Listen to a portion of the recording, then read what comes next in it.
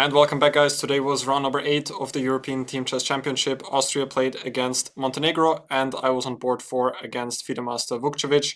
I had the white pieces, and yeah, let's jump right into the game. Obviously, with our loss yesterday against Italy, we were pretty keen on coming back.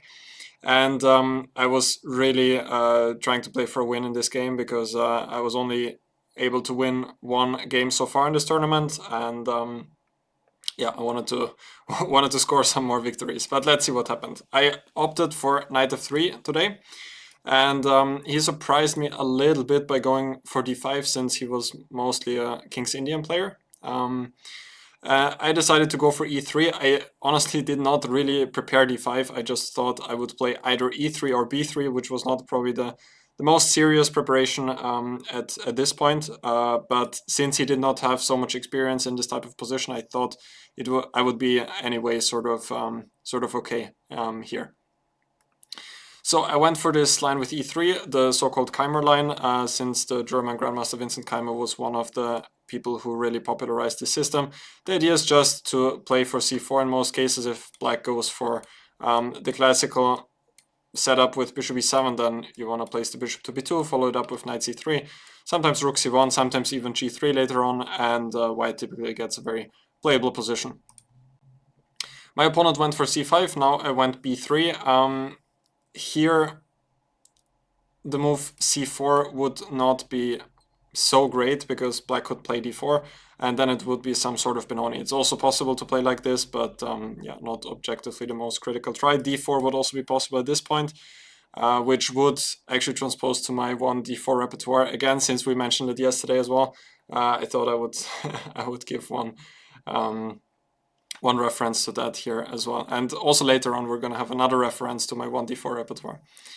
But I went for b3, he went knight f6, bishop b2, now e6, and here I went for the move d4. Also possible now is the move c4, since now black cannot go for d4 because the pawn would be hanging. But there are some forcing lines after knight c6, take here, and now d4 is the move which white would like to play, but here it does not work so well because black has immediate ideas with bishop b4 check, and it's not so easy to which piece to place in front of the check. And there is also knight c3, but I could not fully recall all of the details here after knight a4, so I did not want to enter that. So I went for d4, and after knight c6, bishop d3, he took on d4, which surprised me a little bit, since my understanding of the structure was always that black should probably keep the tension in the center, but yeah, that's actually not really the case. I talked to our coach Borki Pedojevic after the game, and he told me that this is also, objectively speaking, a very decent line for black. I mean, I was quite sure that it's possible for black, but honestly speaking, I thought that it's a little bit of an inaccurate way of playing, and that black maybe should go for bishop d6, castle b6, and keep the tension there. But if he does that, then I will always have the option to take on c5, which is actually quite a serious idea for white in those positions. So he took on d4, e takes d4, bishop d6, and yeah, I'm also recommending this in my 1d4 repertoire. That's why I mentioned it earlier as well. But we get there through another move order. I think there obviously we start with d4, and if knight f6, knight f3, d5, e3. And if black now goes for e6, this was the line which I recommended in my 1d4 repertoire, which you can find on this YouTube channel. But let's get back to the game. So he took here, went bishop d6, knight d2, short castle, a3, now b6. And here I think, or my coach also, our coach told me that the move short castle is not the greatest decision for white. And you might ask why. I mean, castling short is quite logical. But white actually has ideas to wait with short castle and play, for example, queen e2 first. Or even start with the move h4. But my coach told me about queen e2. And now the idea is, for example, if black goes bishop e7, white could start attacking with h4. And white keeps the option with the king to maybe even go queenside castle later on. And also to have the option rook h3, and then maybe the king goes to f1. And now that I look at it, it looks actually quite scary for black. It's not so clear what he can do now, because h5 is going to be quite a nasty idea. And also the rook is going to come towards the attack. So that would have been much better. Instead, I went for short castle. Just to mention, I did know this idea. There's with reversed colors a very similar line. Let me actually think how it comes.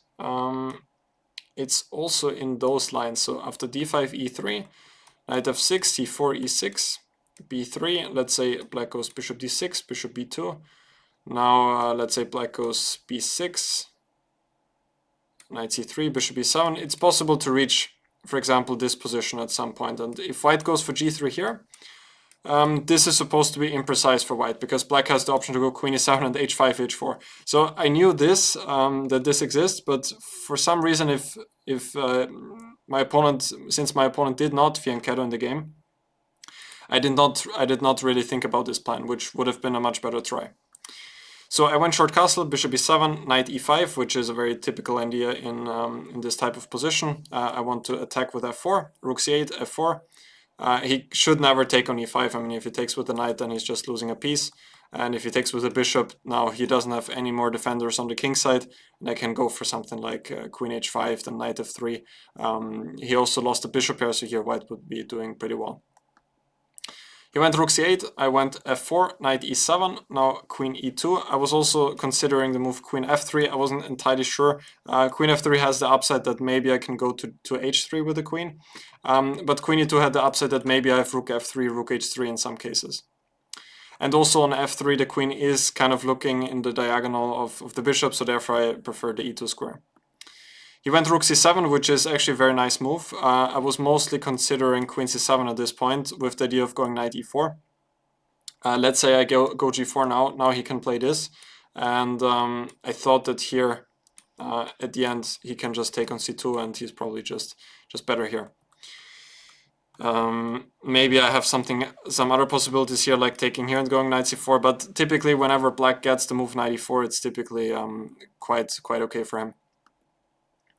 So he went rook c7, oh, that was my mistake, and it's quite a beautiful idea, which is pretty well known in those structures, that he has the idea of going queen a8 next, which he also did. I went g4.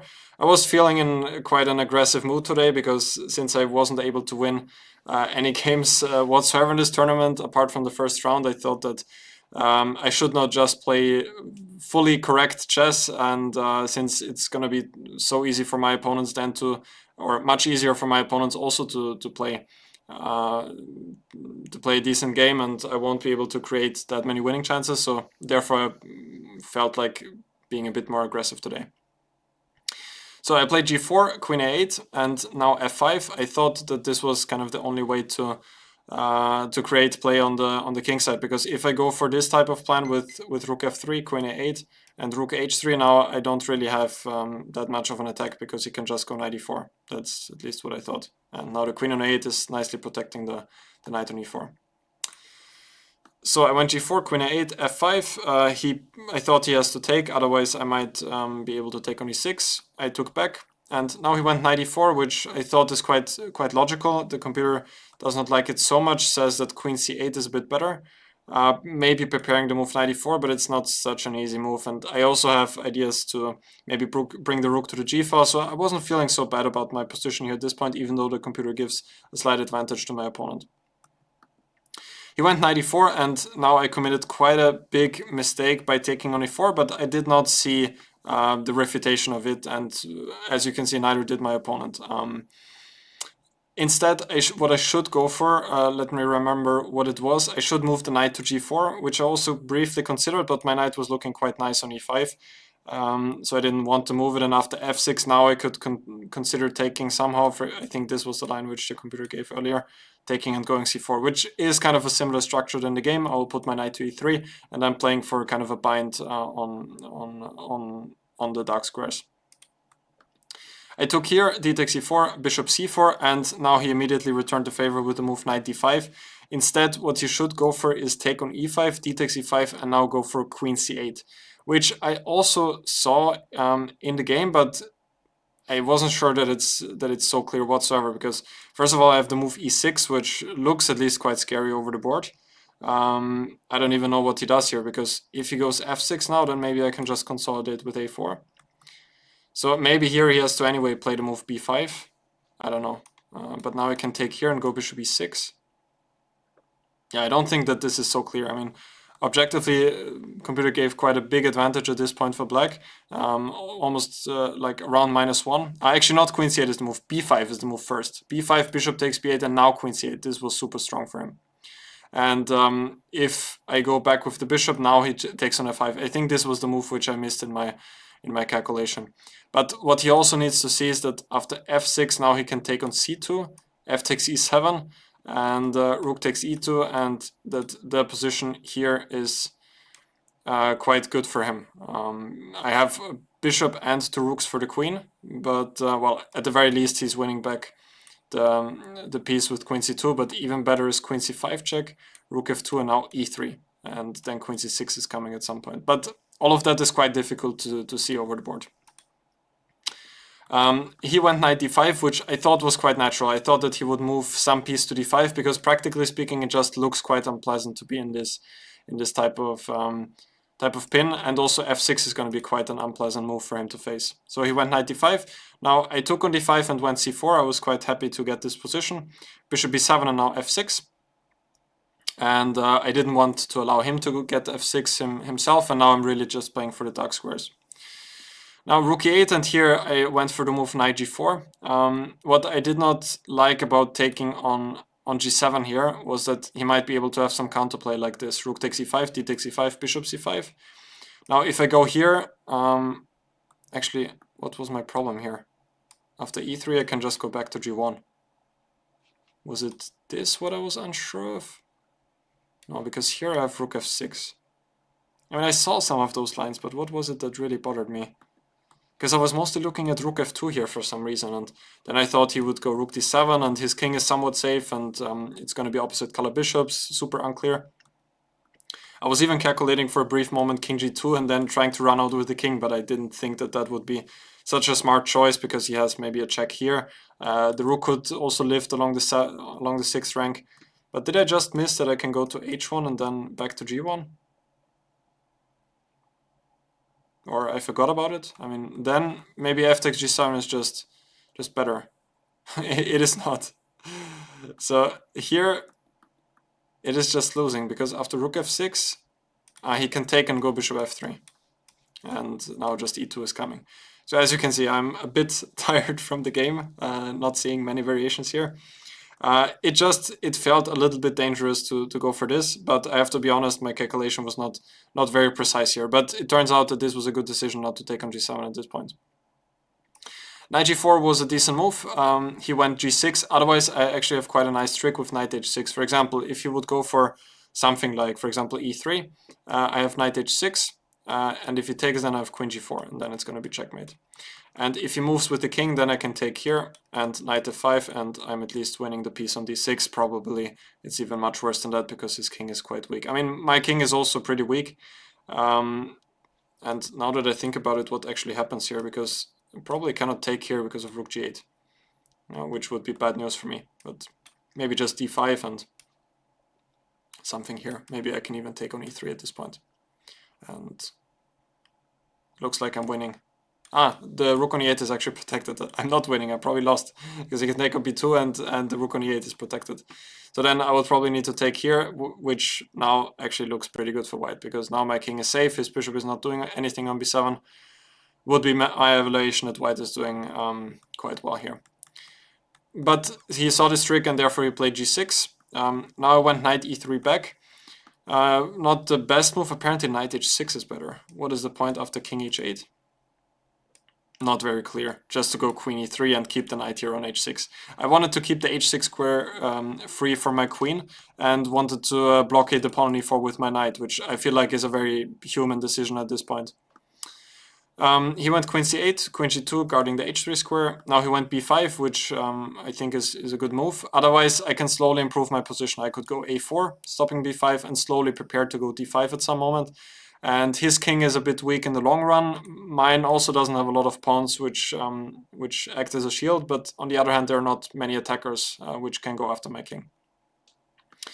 So he went b5, which was a bit unpleasant to face over the board, since taking here would open up the c file for him. And even though maybe he doesn't have anything concrete at this point, I will not have the nice connected pawns here anymore. So I decided to go for c5. I also did not want to allow him to take here, because then, like, for example, if I make any move like king h1, he could take here, and I always need to watch out for sacrifices like this. Here it's just winning on the spot, if I saw it correctly, and e3. So therefore I decided to play c5. He went bishop f8, rook a1, and here he played h5. What I did quite well in this game was trying to put pressure on the clock. So here he was already at down to 5 minutes, and I thought that h5 was probably not the best move. He is preparing bishop h6 on the one hand, he's also making luft for his king, but I thought that he really should try to control the d5 square. Rook d1 has the point that he cannot do so by going queen e6, because now I have d5 and then b4 on the next move. That's also why I didn't want to play b4 first, because then queen e6 was unpleasant with queen b3 ideas, and he could also just put the bishop to d5 at some moment. I thought what he could try at this moment was something like rook d7, for example, or rook d8. Then with the idea to put the bishop to d5 on the next move. I think rook d7 was one of the moves which I was considering, but the position stays very unclear. Even if he gets the bishop to d5, it's not like fully safe there, and I can try to annoy him with moves like queen f4, guarding the d5 square again. Computer gives zeros in the position before, like here. So it is dynamically equal, but yeah, anything can happen here. He went h5, now I went for b4, trying to prepare d5 on the next move. Bishop h6, and here I just realized that I cannot go knight f5, which was actually my plan earlier, because he has the shocking move e3. Knight takes h6, king h7, and yeah, now both the knight is hanging, but the even more devastating threat is e2 on the next move. And if I go d5, e2, I was trying to make this work, also here with the move queen g5. I was considering e2, and then some knight discoveries like knight f5, which at first I thought was winning, but then I spotted that he has the move queen takes f5, which just ends the game on the spot, because if I take here now, he takes with a check, and it's just a rook up. And I also did not see anything apart from that. Like at this point, I was even considering a move like bishop c1 and something like this, but I'm just way too slow here. And even if I have a knight discovery, sometimes he has a check here. I thought at this very moment he has like rook e2, just as an example, which should be clearly winning for him.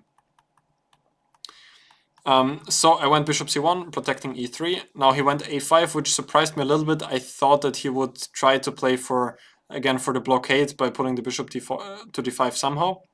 But it was actually not so easy, because still, also at this moment, after a5, I still wasn't sure that d5 actually works. The same goes for knight f5, and here after a5, because knight f5, this was another line I was thinking about. Now if he takes here, rook takes c1, I have a big threat of knight d6, but I was thinking about this. Now queen g5, what was I thinking about?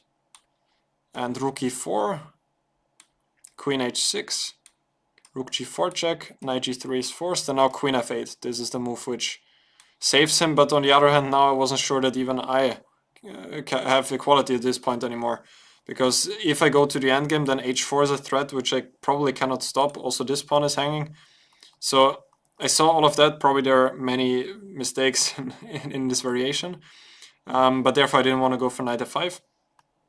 And d5 had the problem that he has rook e5 at least.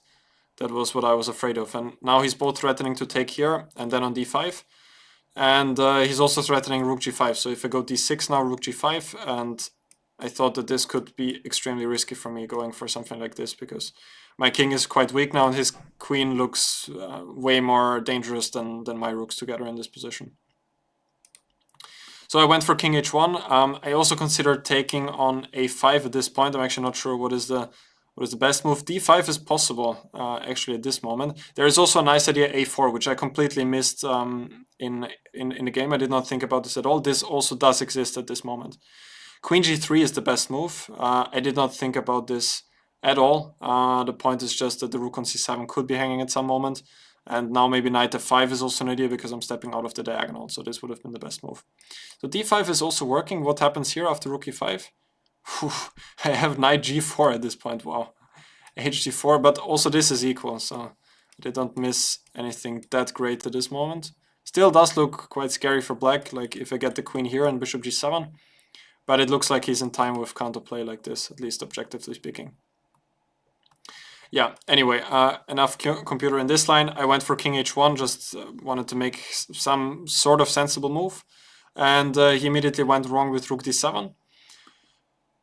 Instead, I thought it would be quite logical for him to take on b4 at some moment. I mean, otherwise I will have the option to take on a5. And now I also consider the move rook d7, which is the best move according to the computer. And I will have a hard time getting in d5 now. I wasn't sure actually what I would play here. Maybe anyway d5. Computer gave queen h3 here. This is one line. I'm not sure what happens here after d5. Actually, it looks quite similar to what happened in the game. Isn't it just a transposition? I mean, he played rook d7 immediately. What am I talking about? So he just went for the same without including the trade.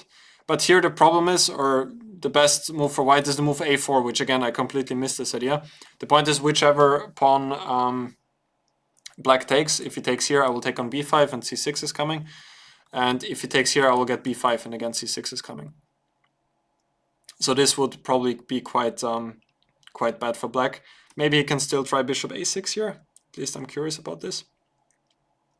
But at some moment also knight f5 might actually work. Like I don't know what happens here, but if take here, queen g5, queen h6 looks quite annoying for him to face. Also knight d6 is there, so this should be quite good. I completely missed the move a4. I went for d5, and here he committed a blunder with bishop takes e3. But honestly, I did not really see, don't really see how he can actually defend that. So let's see what is the best way. He should take on b4, a takes b4, and now only take on e3.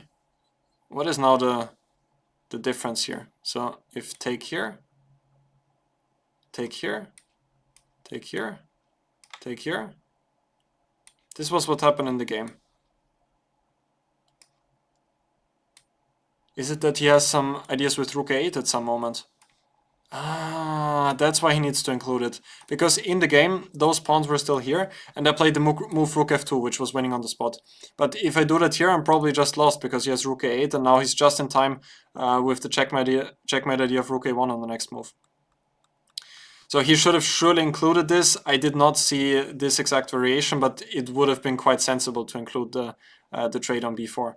And after he would have done that, a b4, well, actually at this moment, I mean, he should have done it earlier, like here, a b4 here. Because here, I'm now just thinking after a b4, he needs to count on the move c6 as well, which does not look quite obvious for black what happens now.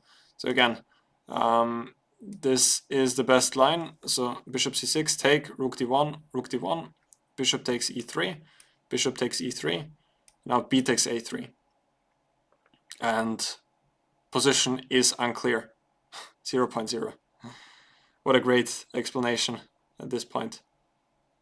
What happens after queen g5? Just take on c6 or queen g4?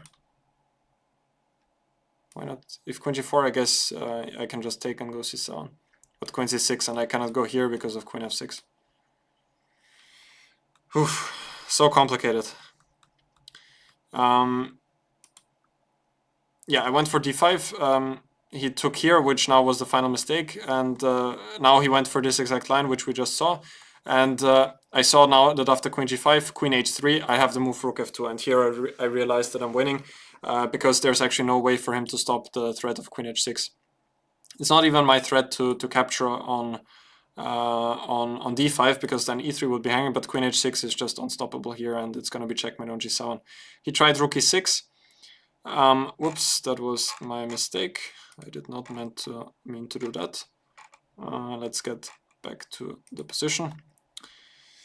Yeah, so he went for rook e6. Apparently queen g4 is the best defense. I'm wondering if... Yeah, exactly. Queen g4, now I have to take on d5. I also saw that. Because if I go for queen h6 now he has a perpetual with queen d1 and queen g4. But here I can just collect the piece on d5, and yeah, now the bishop on e3 is not hanging anymore. So he played rook e6, and with 5 seconds on the clock, I went for queen h6 because I was also considering taking on g6 here, which I guess would have also been winning. I did not check that yet. And it's a bit more beautiful, but I just wasn't sure because I saw that queen h6 is, he has to give the rook at this point. And I just wasn't sure if it's actually winning. I was calculating this, f7. Now he has two logical moves, king f8 and king h7. If he goes here, I thought I have a forced checkmate. Bishop h6, king e7, f8 queen, king d7, rook f7, king c6, and queen c8. I saw that. And if king h7, f8, queen, I thought that I have both ideas, queen h6 followed by rook f8 and also rook f7. I didn't see a way that he could stop that, which also turns out to be the case. But I just thought I don't need to win beautifully. I can also win simply like this with queen h6. He has to give the rook, rook takes f6, and now he played bishop e6. If he does not go for that, but for example queen g4, now I can just consolidate with rook f1 and queen f4, and it's just yeah, just completely winning for white.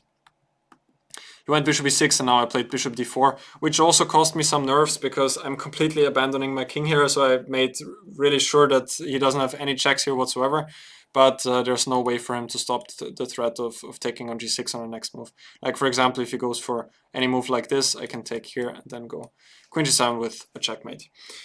So that was the game of today. I'm quite happy that I was able to win. The game was not perfect whatsoever, but yeah, that's not the most important. I mean, I played enough objectively good games in this tournament already, so I thought it would be time to mix things up a little bit. It could have definitely also gone wrong. I mean, I was much worse at some point, actually after the opening, but that was his only chance. I mean, here, after I took here, after bishop c4, he needs to find this sequence. Bishop takes e5, d takes e5, and now b5. Bishop takes b5, and now queen c8, which is not so easy, in my opinion, to see either.